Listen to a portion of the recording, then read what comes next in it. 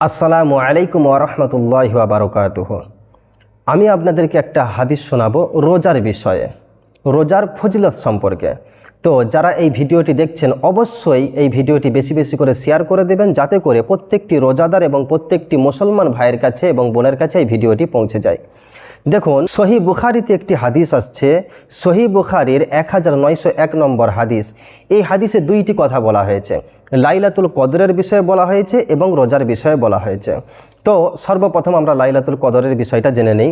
দেখেন, হাদিসটি আবু হুরায়রা রাদিয়াল্লাহু তাআলা আনহু থেকে বর্ণিত, যে নবীজি সাল্লাল্লাহু আলাইহি ওয়াসাল্লাম বলছেন যে আনিন নবীজি সাল্লাল্লাহু আলাইহি ওয়াসাল্লাম কল মান কামা লাইলাতুল কদরি ঈমানান ওয়া ইহতিসাবান গফির লাহু মা তাকদ্দামা মিন দামবিহি।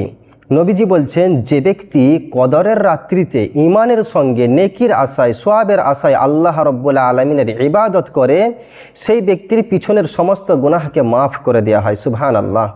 তারপরে নবীজি বলছেন, মান সামা রমাদানা ঈমানান ওয়া ইহতিসাবান, যে ব্যক্তি ঈমানের সঙ্গে এবং নেকির আশায় সওয়াবের আশায় রোজা রাখে, গুফির লাহু মা তাকদ্দামা মিন দামবিহি, তার পিছনের সমস্ত গুনাহকে মাফ করে দেন।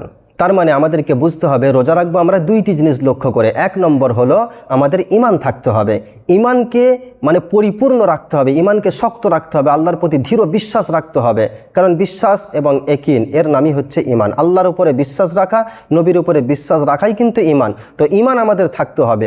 দ্বিতীয়, সওয়াবের আশা করতে হবে, নেকির আশা থাকতে হবে। তাহলে রোজা রাখলে আল্লাহ রাব্বুল আলামিন আমাদের পিছনের সমস্ত গুনাহ মাফ করে দেবেন। তাহলে নবীজি বললেন, যে ব্যক্তি নেকির আশায় সওয়াবের আশায় ঈমানের সঙ্গে কদরের রাত্রিতে আল্লাহ রাব্বুল আলামিনের ইবাদত করেন, তার সমস্ত পিছনের গুনাহ মাফ করে দেওয়া হবে।